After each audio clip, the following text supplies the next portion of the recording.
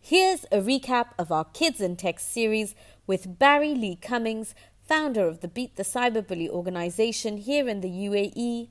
We hope that these tips help you to be the cool but cautious parent that can enjoy your child's digital journey with him or her this summer and beyond.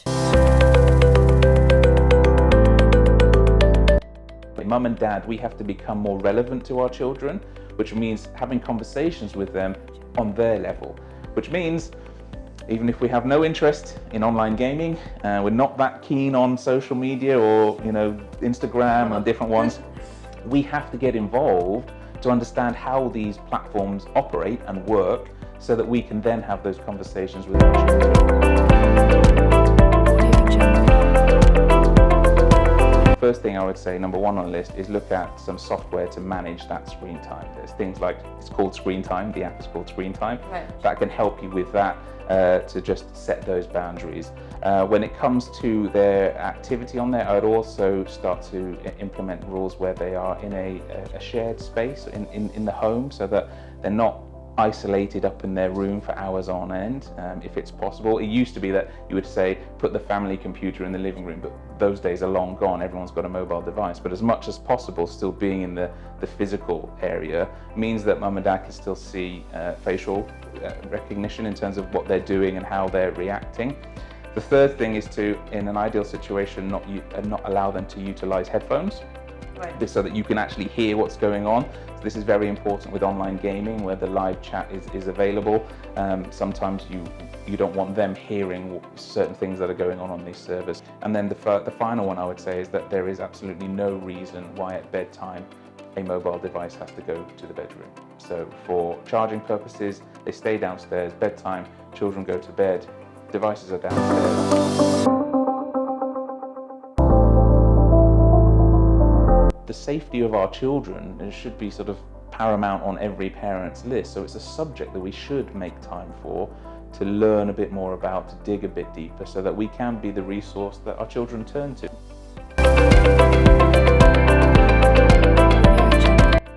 If you as the parent have purchased the device, then you own that device. You are loaning it to your child. Yes, we want to build resilience, and yes, we do need to trust our children, but trust is earned.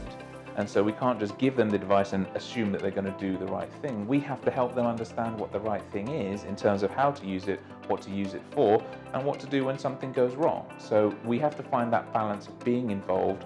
And I would always err on the side of, well, if I overstep and become that over-cautious or over-authoritative parent, I would rather that than be the parent that doesn't do anything and then my child gets into real trouble on that particular platform. It's about understanding what these things are, first of all, and that yes, there are a number of children experiencing this, and there is a high probability that our child won't, but we don't want to take that chance. And so that's about having these conversations with our children. There's some programs that have been produced by things like the NSPCC in the UK.